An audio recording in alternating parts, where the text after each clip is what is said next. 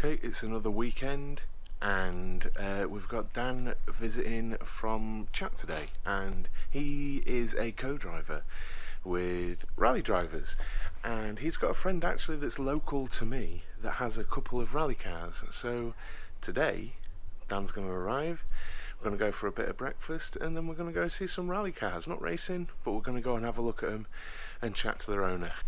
You alright? Yes mate, how are you? Tired?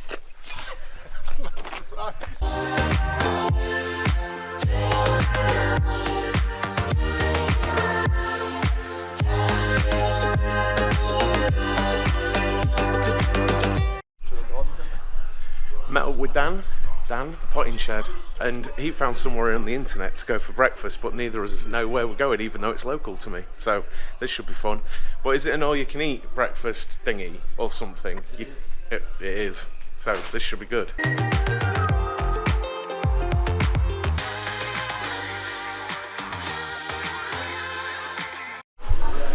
Breakfast had, very nice indeed it was, at the potting shed in Laceby in Lincolnshire. Fantastic. Dan's just at the loo, and then we're going to go and meet his friend and look at some rally cars.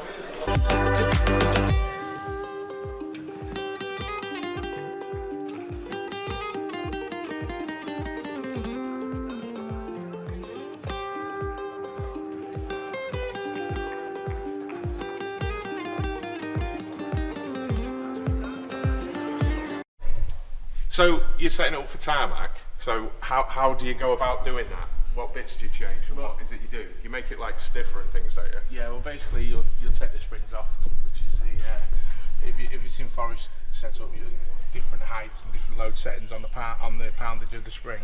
Yeah. Basically you'll phone up the EXE suspension, and they give you a data sheet on it all. And if you pull this off here, you've got all different settings. All right, yeah. So basically, the outer setting is the high speed, and the low speed is the little one. Yeah. So underneath is the bump rebound. Yeah. So you have to take the suspension off to do underneath the bump rebound. You do your height of your spring rate, and also at the top is the. If you get me rightly, it is the hydro bump stop at the top. Okay, yeah.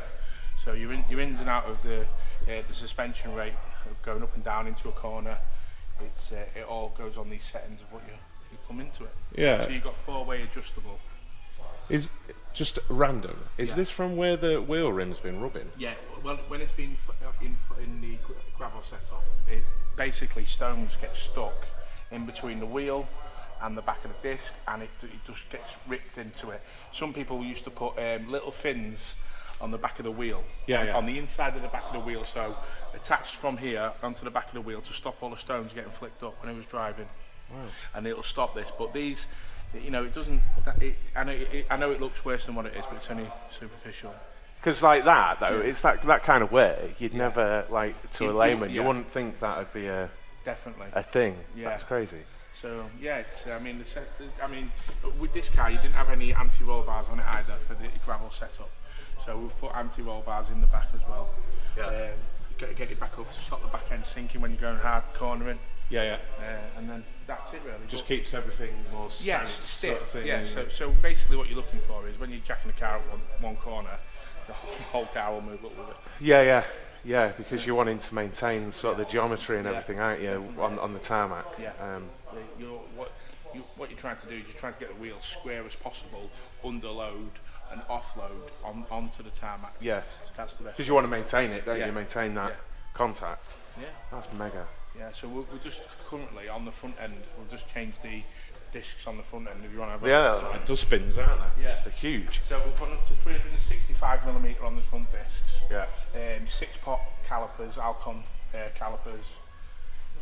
So you can only run a minimum of 17-inch rims on that. Because you were just saying you've only got a few sets. So these are 15-inch in diameter as we are. These? Yes. they're like as big as some actual car wheels. Yeah. That's unreal. Yeah, so that's what we're looking at. But what we're doing is we're just in the talking state, the suspension company because we want helper springs on the vehicle at the minute, because when we're on loose now, we get what's called travel. Okay, yeah. So what we're going to do is we're going to get rid of that. We're going to put helper springs on at the top. So when the vehicle goes airborne in the tarmac on bumpy tar, that will be getting taken up by the helper spring that sits at the top. On the back one, so we'll to the back. So you see the little helper spring at the back there. Yeah. So that's So that's what. So you haven't got any movement. See? Yeah. And that's what stopped that from the front. Oh, that's mega. So could you take, this is my complete like newbiness understanding of it. Could you sometimes take some of that away with like preload or? It depends. If you change the height, the ride height of the car, it's gonna be sitting. Yeah. Like okay.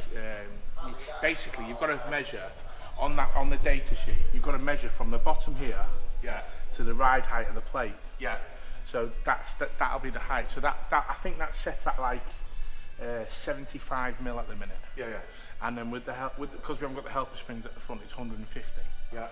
So when you get your 60 mil helper springs on, you take that off to whatever ride height, and that's a setting for this vehicle for tarmac from that suspension company. Okay. But if you wanted to go in to tweak it a bit more for what you wanted, you can do. But the recommendations, I mean, these companies are multi-million-pound companies. They know the ins and outs of what it can do, the rebound, the valves inside, and everything. Yeah, if you call them and you say we're going to do this, they know what you're going to need. Yeah, definitely. Yeah. Fantastic, awesome bit of kit.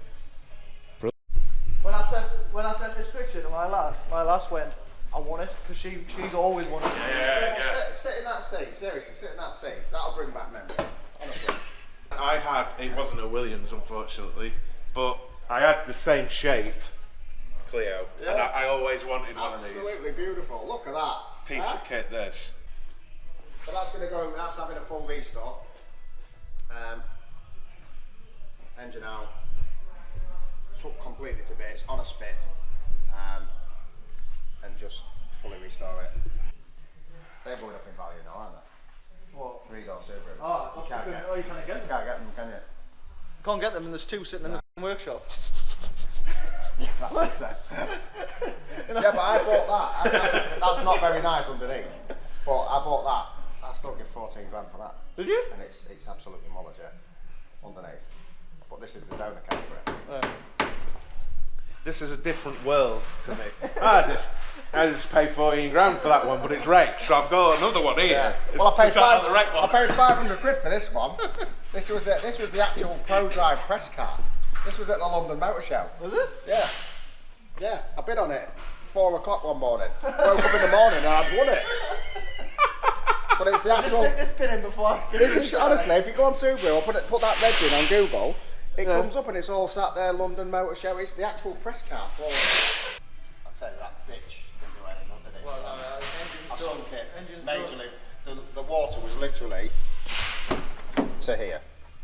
To the top of that seat, it was in water. In a ditch. Yeah, that's not going to do it. It's so famous, the corner we went on now. Everyone calls it Pickett's Corner. Pickett's Corner in the face notes. So when you're coming up with it, you read right 7 Pickets, and everybody knows to slow the fuck down. Massive water-filled ditch on the outside. But they're nothing like, look at here, Richard, they're nothing like a normal road car. They are just in lumps, not so much in. What's that, a fuel pump? That's a swell pump, yeah, 'cause you used to go around corners and you'd lose like the normal fuel pump. You'd come out the long corner and you're going around that fast and for that long. All the fuel, it was picking up fuel. Yeah. So you have like a separate reservoir. Yeah. And it just constantly feeds it fuel. And it stops, called fuel surge, and it stops you from getting any of that. All right. Apart from the shape of the outside.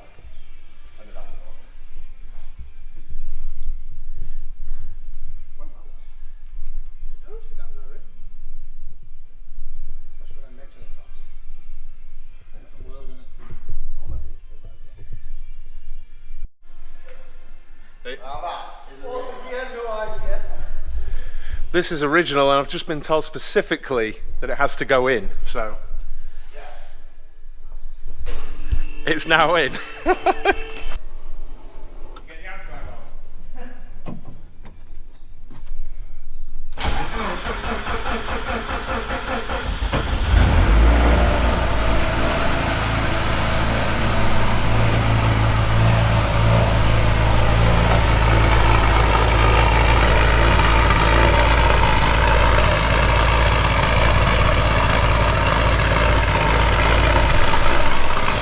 Bit of kit.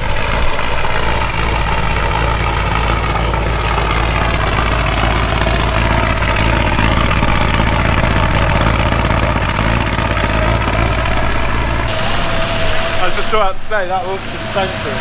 What horsepower will this? I think it's just over 350 horsepower. 350 horsepower. Yeah. And what size is the engine in it? 2 litre. 2 litre turbo.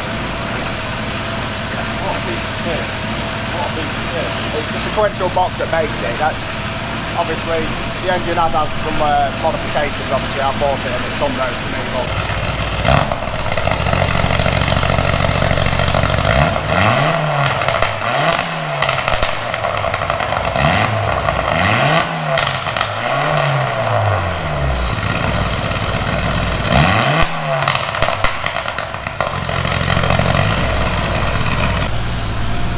yeah, like here's your gearbox look, so Yeah. there's your display, so obviously your normal H pattern. Yeah. So you pull it.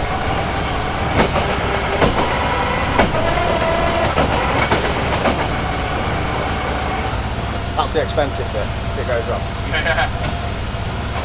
That's why I don't really like rallying it. Yeah, it's nice, but I'm not driving it 'cause it's expensive.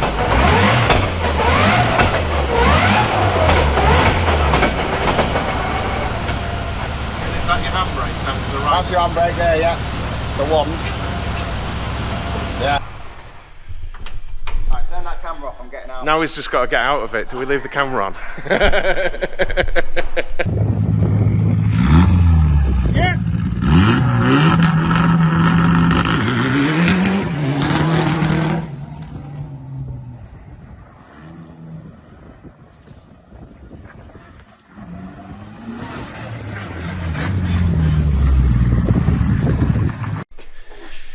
Yes, mate, so this is your scheme. This is your paint mixing schemes. So you basically put your laptop on, you get your colour code off the vehicle, if it's got one, Yeah. everyone has. Then you find your colour, you match your shades through here. There's literally every colour in the world here. Your tinters. So you mix all them together, it tells you how much to put on. I'll put it in the pot. You mix them in these. They're onto your gun. Yeah. Well, obviously steer it, goes onto your gun, and that's your colours. Again, everybody says red's red, it's not really that it is. Wow, yeah. That's how many reds there are in the world, but... Yeah, so just go in, my car's green and I've got a scratch on it. Yeah. Can you just sort that out, mate? You go, well, which green? Yeah. I've got 300 of them. Do you use hands devices? I use Simpson. I've gone the wrong way, hang on. There we go. So that I'm not used to doing connects to the helmet, and then over here, I guess, is where the belts go, over the shoulders. Yeah, so I'll click this on when I've only owned it. So. Yeah, so when you do that up there, look, that obviously moves your head down. That stops your head movement. Yeah, yeah, And then your seat belts go over here. yeah. There is a hands device, just has the whole bit coming down the front, doesn't it? And that's where you... But it works the same way. It's just, I've just realised though, because you get a really similar thing in motocross, and I wondered how they work. So it must be like some kind of body harness that they use. And that's what happens when you know what you're doing with it. Off just like that. You see, I can't even take them off, because when I put it off, I have to put them on the helmet. I put it all on as a one-er. Oh, do you? Yeah, I still haven't figured out how to take it off. And So Colin McRae's Impreza is a Renault Blue. yes. That's mad. Yeah. It does look purpley, actually. Yeah. Now you've said it, I know you'd agree with me, Richard, but... it's true. It does. Well, that's the colour it's going to go. put some, it's going to have some fresh stickers on. Obviously, you're not allowed to put 555 on. No. Because of tobacco. Tobacco, yeah. If it was the original car, you could. Are you allowed to if it's... If it's an actual factory car, you can put 555 on because that's how it was. So you can have that. But Yeah. what I've got, it's just your slashes, if you like. Yeah, yeah. A smaller wheel. Yeah. Yeah, that is actually quite a difference, isn't it? Yeah. It's mad. But they are awful to put on and off. Why is that? Just so stiff and The actual tyre on the rim? yeah. Like your run flats on your BMWs and stuff like that, there are, but these are ridiculous. You literally Keeps sweat mentioning the BMWs. German lawnmowers.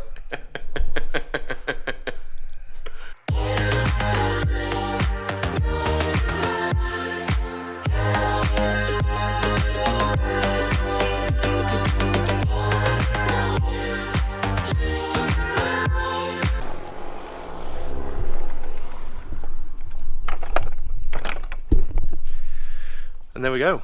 It's nice to meet Dan, nice to meet Paul and the gang down there and look at some rally cars, wasn't it? Super cool. What did you think to the rally cars? I really enjoyed it and having a little look around. That's it for today.